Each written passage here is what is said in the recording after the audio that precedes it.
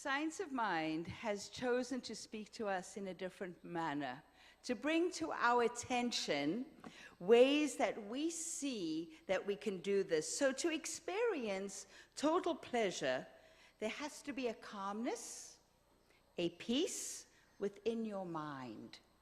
So when we're looking at this, when we've taken our pleasure into dulling our senses, there's no calm in the mind. We think we are, but it's just a dullness, right?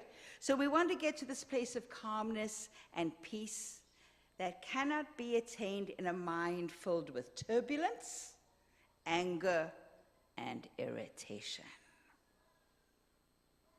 Turbulence, anger, and irritation. Anybody ever feel any of those feelings, those emotions? Anybody? Yeah, I want to see every hand up, because if you don't have that once in a while, I'm calling my initials on you right away, because that's just the way it is. So we have in this place, we have choices, and Dr. Ernest Holmes, the founder of our teaching, says, irritation, vexation, I love that word, vexation. Vexation and confusion go hand in hand to rob a man of his birthright to peace, comfort, and unity. So did you see that word birthright? Pleasure-ville. We're born into peace, comfort, and unity. And what gets us out of it? Confusion, too much busyness and irritation in the mind, and vexation. So irritation, vexation, and confusion go hand in hand to rob a man of his birthright to peace, comfort, and unity. Oh, gosh, I'm tied to this now. Now, this is the point where I was going to get out and walk around and really get going. But so let's lean into those words. How is it that we can get to calm from there? It is a place where we need to remove from our experience and our atmosphere that which we call toxic to us. That which wants to take us to that place where the only thing we want to do is escape. Why do we want to escape from our lives? Our lives are magnificent, but we have allowed thoughts, situations, people to flow into our lives that literally rip the joy out of us. But you know what the bottom line of this is? Is that so often we are not even aware of it happening. No, we're having a great day. We're having a wonderful day. And yet suddenly you find yourself maybe even walking into a restaurant that you're having a beautiful lunch at. You've got your friends around you, and for whatever reason, our server, who tends to be wonderful all the time, says something that triggers you. That person had no idea they were going to trigger you, and I'm sure that they had no intention, because they are there to bring forward an experience mostly of joy and love and a good time. But it triggers you. And suddenly, everything shifts. Everything shifts in you. And you're not even fully aware of what's going on, but the joy of the experience starts to go away. So what is this thing inside us that's being triggered? What is this thing inside of us that is triggering us to escape, that is not giving us that ability to live fully in Pleasure-ville right here, right now? Any ideas? You know, I speak about it all the time. Yeah, Stephen's got his hand up in the back. I know it. He knows the words are hidden beliefs. Anybody? Yes. Hidden beliefs we have from that minute that we've come out of the womb and we're in that beautiful place of Pleasure-ville. We start to get all these little hidden beliefs that come into us from good things and bad things. They're good hidden beliefs as well, don't get me wrong. But most of the time we focus on the bad ones, because those are the ones that trigger a situation we no longer want to experience. We want to live in Pleasure-ville. And our hidden beliefs are the things that can keep us astray. These are the places that we go to do our work. First, to acknowledge what it is, and then to decide if we're going to look away, dull our senses, or do the work. I'm picking do the work. Anybody with me on that? I'm picking do the work because I want to live in Pleasure-ville. I want to live there. I want to be in that place and enjoy it for exactly who I am right here, right now. Did you hear those words? Who I am right here, right now. Not the little girl that got hurt. Not the teenager that had a weird experience. We are not those people anymore. We are grown-ups. We live in conscious choice where we can choose the life we want to live. We do not have to give in to whatever is default in the atmosphere around us. No, we do not. We do not have to give in to that. We don't have to go, oh, well, that's just the way it is and there's nothing I can do about it. Oh my, heavens alive. Bring that statement to me and let me see what I can do with it. I have a baseball bat that will destroy that statement completely. And for those that have brought them to me, you've seen that baseball bat because it is not real. The rest of the stuff is not real. We get to live in choice. And sometimes it's hard. Yes. Sometimes it's hard. Sometimes we don't even know what those hidden beliefs are. We don't know what they were who put them there, and we don't know why they're there. We don't know what situation made us believe this weird stuff about ourselves, this weird stuff about the environment around us and that the world is a scary place. No, we don't know that. So we have tools in Science of Mind. Yes, we have our wonderful spiritual practices that you can dive into. You hear me speak about them. Our great, great meditations, our wonderful journaling, all of our classes. These are great ways to go in. And I have another really good tool. It's called the Healing Workshop.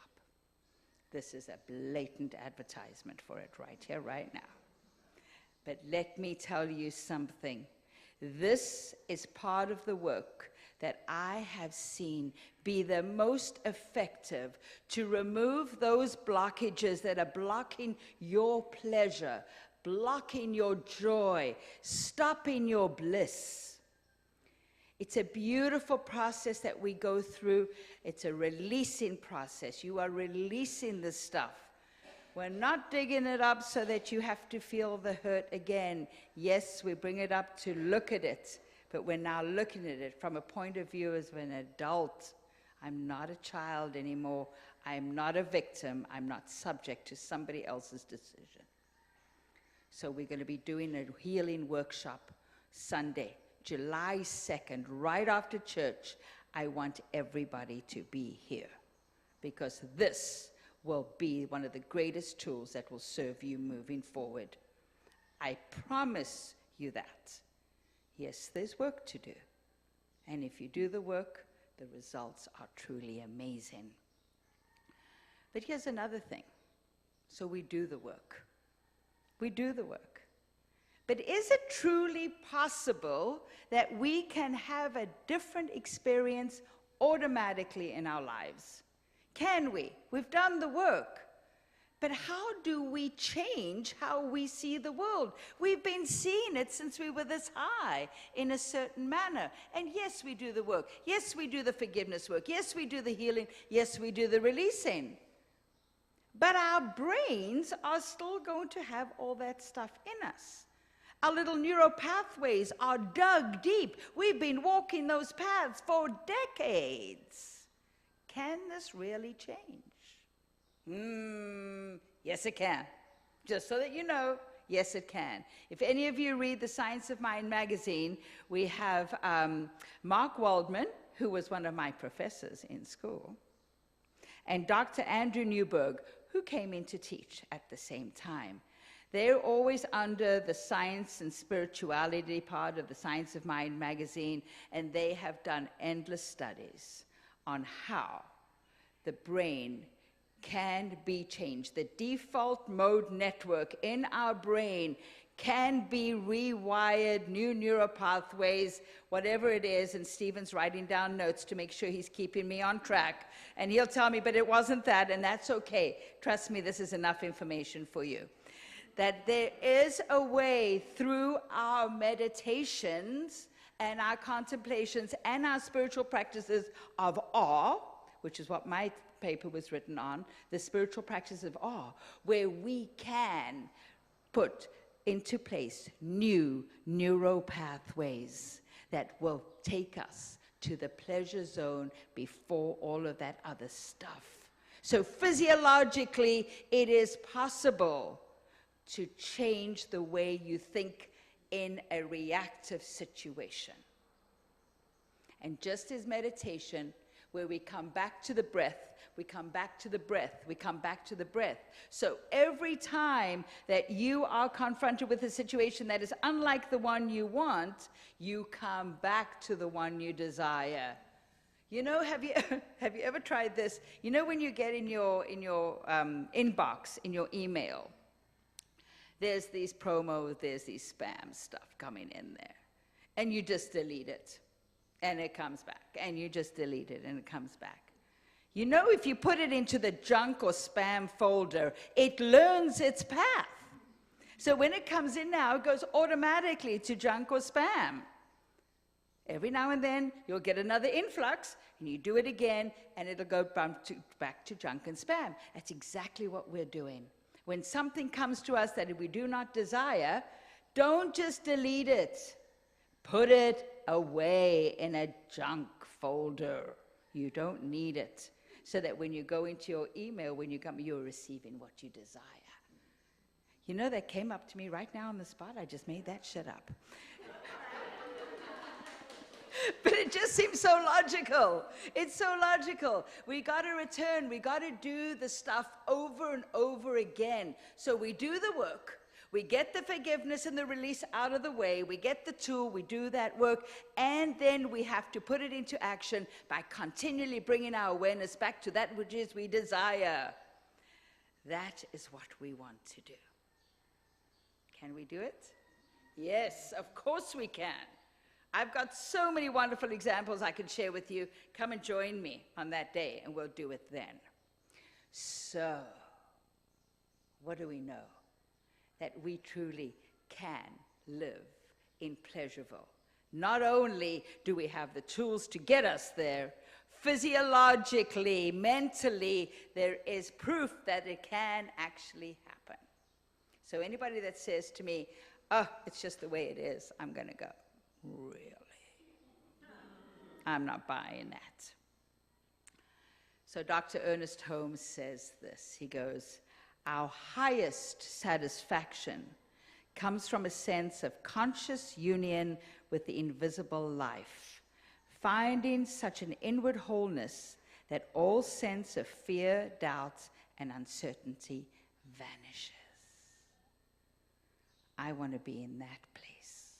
I want to be in that place where there's blockages, where there's chatter, where this unnecessary anxiety and stuff is no longer in the way for me to have this connection, for me to truly know God in all of its manner. So I do this work to clear myself, to be present, to be able to be receiving. And therein truly is the greatest self-care that I can do. So my invitation for you as we walk through this coming week is what brings you to your joy and your bliss. Get to know what that is. Steep yourself in it. And if there's anything that is not in alignment with it, look at it and go, are you real? Are you real? Do you deserve my time and energy? Do you deserve to block my bliss? I'll guarantee you'll probably go, no, that stuff's old stuff. We'll get rid of it. You want to look for what lights you up. Go do what lights you up. I was speaking to a young man the other day, and I said to him, so what is it that you do? He goes, I don't know. I go, what is it you want to do? I don't know. He goes, I'm not sure. I go, well, I'll ask you one question. What lights you up? And he looks at me like I was freaking insane. I said, what do you get the greatest joy and pleasure from? And suddenly, this whole side of this young man came forward. And now I knew what he could do for the rest of his life and live in Pleasure-ville. So we go there, we go do our work, we go see what calms our mind. We want a calm mind because a calm mind brings clarity to where we want to go in our lives. It uncovers the stuff because when the mind is bubbly and roiling, you can't see into it. You only see in the surface. So we want to get to that place of calm, clarity, where the water is clear and you can truly see what lies in you that wants to be known, nurtured, loved, and what is your bliss. So remember, when you're doing this work, you were born in Pleasure-ville, but you are making sure that you get to live in Pleasure-ville, always. So in closing, I have from, of course, my favorite writer in the world, Mark Nepo. I visit with him every day. He's got a beautiful book. It's called The Book of Awakening, so I get to visit with him every morning. He'd think I was a stalker if you heard me talk about him. Whatever. This is an exercise of gentleness, something for us to think about. This Shinto sage from the hills of Japan affirms what we all know in our hearts but seldom honor. I have worked hard to give up attaining a place ordained by others in this world, for it always leads me into noise, confusion, and gruffness. Often, it is some grief or pain that halts me, jars me into remembering the exercise of gentleness that opens the quiet world. The truth is that more than forgetting this, some unloved part of me whispers insistently that I can have both. And foolishly, I tend to listen out of pity or pride, only to find out painfully again and again that it just doesn't work. In beautiful mystery, the extraordinary edge to everything is covered over with a current of speed and noise. The way beautiful stones are not quite seeable under the rush of a river's face. Only when we can still the river of the world and the river in our face do things become extraordinary and clear. And it is in this stillness and clarity that we can truly experience pleasure. So it is. Let us take this to prayer.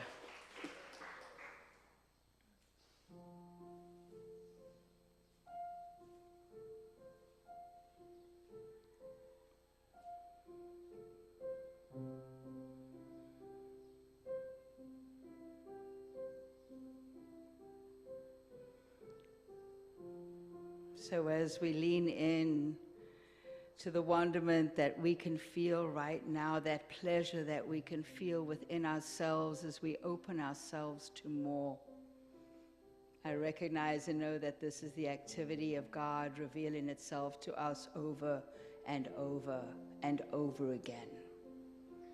That we are these magnificent expressions of the divine, knowing that we are all that there is, that we are the living joy of God right here, right now. And as we walk ourselves out as these expressions, we allow ourselves to walk away from the toxic, to walk away from the irritants and the vexations, to walk away from those hidden beliefs that no longer serve us.